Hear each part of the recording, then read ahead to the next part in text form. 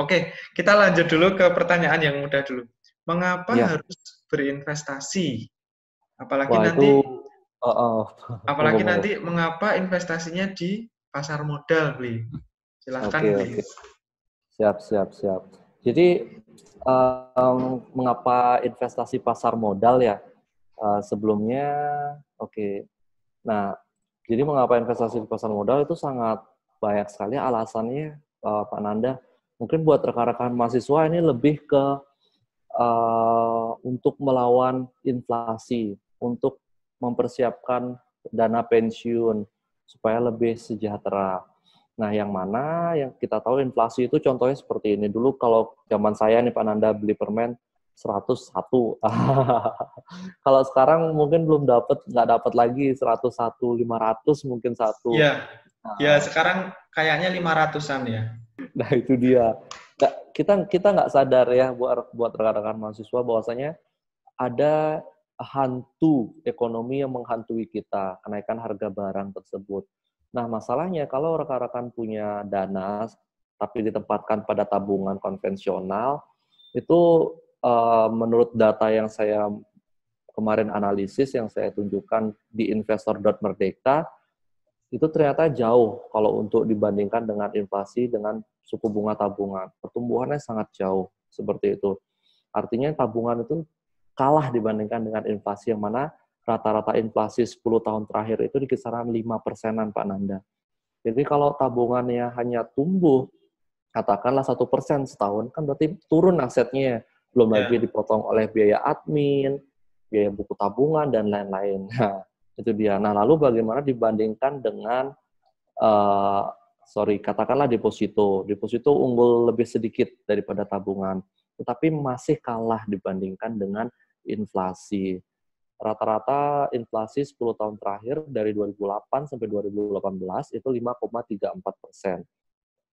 Sedangkan deposito, ya, deposito itu secara rumus CAGR itu mencari rata-rata tetapi lebih smooth, lebih halus. Kalau rata-rata yang umum kita dengar kan menghitung nilai akhir dikurangi nilai awal dibagi nilai awal, itu rata-rata yang biasa. Tapi kalau CAGR ini lebih halus dia. Intinya seperti ini. CAGR untuk emas itu di kisaran 4,10% investasi emas. Lalu untuk deposito itu di kisaran 5,24, belum dipotong biaya bunga. Lalu untuk obligasi 6,20. Nah, artinya apa? Artinya baik deposito, tabungan, dan emas masih belum bisa mengalahkan inflasi. Sehingga rekan-rekan harus bisa nih mencari aset investasi yang bisa mengalahkan inflasi. Karena sekali lagi saya tekankan, inflasi ini tidak terlihat, sebenarnya tidak menakutkan, tetapi sangat membahayakan. Nah, seperti itu. Jadi, rekan-rekan harus tahu aset investasi apa yang sekiranya bisa unggul di atas inflasi. Nah, lalu bagaimana dengan saham? Ini saham kita ambil pergerakannya dari tahun 2008 sampai 2018. Nah, pertumbuhannya secara rata-rata itu tumbuh 137,36. Lalu secara CAGR itu CAGR-nya 9,03%. Artinya sangat unggul. Ini pun IHSG. Apa itu IHSG? IHSG adalah rata-rata pergerakan seluruh saham yang listing di Bursa Efek Indonesia. Jadi dirata-ratakan. Nah, itulah IHSG. Di kisaran 9,03, jauh dibandingkan dengan deposito, jauh dibandingkan dengan obligasi dan emas. Lalu, bagaimana dengan saham individual? Katakanlah rekan-rekan berinvestasi saham BRI, BCA, Telkom, Indofood, Unilever, Gudang Garam sejak 2008 sampai tahun 2018 atau 10 tahunan. Ya, return-nya sangat jauh secara CAGR, sangat jauh dibandingkan IHSG itu sendiri secara CAGR. Yang paling tinggi itu ada di Gudang Garam, 25,71% per tahun selama 10 tahun. Ya, padahal tadi IHSG itu hanya tumbuh 9,03% per tahun. Ya. Nah, inflasi sendiri per tahun 5,34. Kalau rekan-rekan berinvestasi pada saham individual atau misalkan langsung investasi ke saham BRI atau Telkom atau Indofood atau Unilever atau Gudang Garam, itu tumbuh. Nah, ini ada datanya. Tumbuh jauh dibandingkan dengan inflasi. Nah, jadi itu yang pertama, Pak Nanda. Jadi sangat disayangkan ketika kita menempatkan uang kita hanya pada deposito atau tabungan, ya. Nah, seperti itu. Lalu yang kedua, itu untuk mempersiapkan dana pensiun, Pak Nanda. Seperti yang kita tahu kan saat ini mungkin Pak Nanda pasti sering dengar generasi sandwich gitu ya. Ya, pernah dengar. Jadi kita terhimpit nih generasinya antara membantu orang tua dan juga menafkahi istri anak kita. Seperti itu. Nah, permasalahannya kalau kita tidak balas budi, nanti dibilang durhaka. Gitu. Tapi kalau kita punya uang pas-pasan, kita harus memilih salah satu. Oleh karena itu, buat rekan-rekan yang masih muda kan ya, investasi saham bisa dijadikan sebagai second source income. Jadi pendapatan kedua. Sekarang zamannya adalah zaman memperbanyak sumber pendapatan. Tidak hanya dari satu. Contohnya aja nih yang paling dekat dengan saya saat ini Pak Nanda. Ya. Penghasilan utama ya dari saham. Penghasilan utama ya dari gawe, jadi mengabdi kepada masyarakat sebagai dosen ya Pak Nanda ya. Tapi di sisi lain Pak Nanda juga melakukan investasi saham. Nah, investasi saham yang dilakukan Pak Nanda lebih ke menabung saham dalam jangka panjang karena melihat kesibukan beliau juga ya, yang mana harus mengajar, harus melakukan penelitian, bimbingan skripsi, sehingga beliau memilih untuk ya udah saya nabung saham aja untuk jangka panjang.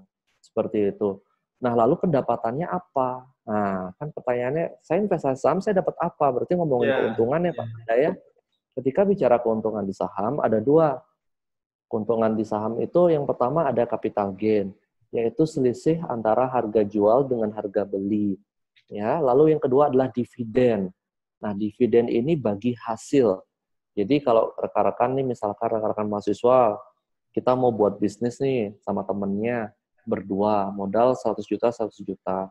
Udah terkumpul 200 juta. Nanti kalau ada laba, berarti dibagi 50%, 50%. Nah, sama halnya itu juga disebut sebagai dividen. Misalkan rekan-rekan menjadi pemegang saham perusahaan Telkom, gitu. Nah, Telkom dapat untung. Rekan-rekan mahasiswa, ataupun saya, ataupun Pak Nanda, berhak atas keuntungan yang diterima oleh Telkom. Nah, cuman perhitungannya adalah berdasarkan lembar saham yang dimiliki. Misalkan per lembar cuma dapat 150-an rupiah, lalu dikali berapa lembar yang dimiliki. Seperti itu. Itu salah satu contoh perhitungan dari dividen. Nah, itu keuntungan dari investasi saham.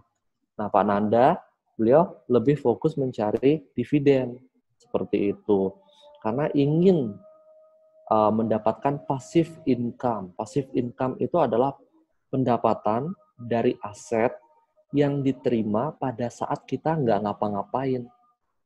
Nah, kalau secara sederhana, banyak yang mengatakan bahwasanya rumah itu investasi. Nah, bagaimana menurut rekan-rekan mahasiswa semua yang nonton video ini? Apakah setuju? Nanti ketik di kolom komen ya. Kalau menurut saya pribadi, saya kurang setuju. Ketika rumah dikatakan sebagai aset investasi, tanda petik, ketika rumahnya nggak disewain, rukonya nggak disewain, rumahnya hanya sebagai tempat tinggal. Katakanlah satu orang memiliki 4 rumah, tapi yang dipakai tempat tinggal 1, tapi sisanya itu nggak diapa-apain, dikontrain juga enggak, dipakai kantor untuk co-working space juga enggak, dijadiin coffee shop juga enggak. Artinya udah rumah gitu aja. Nah, Lirah ngomongin kenapa? saya ya?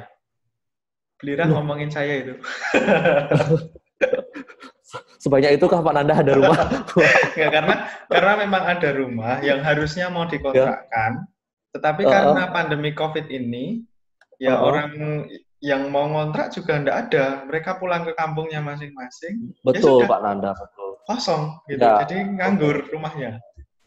Nah, Nggak tahu loh, tapi saya nih kebetulan aja. Terus ada juga Ya. rumah yang dikontrakkan, awalnya Ya. dikontrakkan sekian juta, dia bayarnya mundur. Kalau nggak mundur minta keringanan, alasannya corona.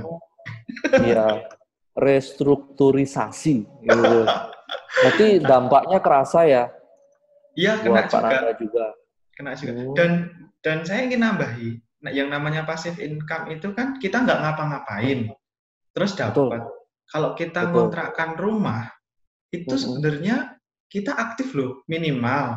Kita ngiklankan ke media OLX misalnya, lalu ketemu sama orang, itu belum tentu langsung deal. Kadang kita harus meluangkan waktu untuk memperlihatkan rumah kita ke si pengontrak tersebut. Belum tentu jadi. Iya. Nah, jadi itu harus mungkin beberapa orang menyampaikan itu passive income ya, tetapi ya itu ada aktifnya. Nah, tapi kalau dividen, menurut saya benar sih, karena kita nggak ngapa-ngapain, bahkan kita tidur pun ini dividen tetap masuk kan. Telkom ya, Telkom hari ini.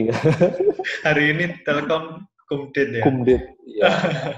Nah, asalkan perusahaannya bagus dan rajin bagi dividen, karena tidak semua perusahaan tuh bagi dividen. Nah, ini mungkin bisa lebih dijelaskan, Bli. Kan tadi dijelaskan bahwa salah satu keuntungan di pasar modal kalau kita invest itu kita dapat dividen. Tetapi ada loh, Bli, perusahaan itu yang tidak bagi dividen atau belum bagi dividen tahun ini karena apa dan sebagainya. Nah, mungkin bisa dijelaskan, Bli.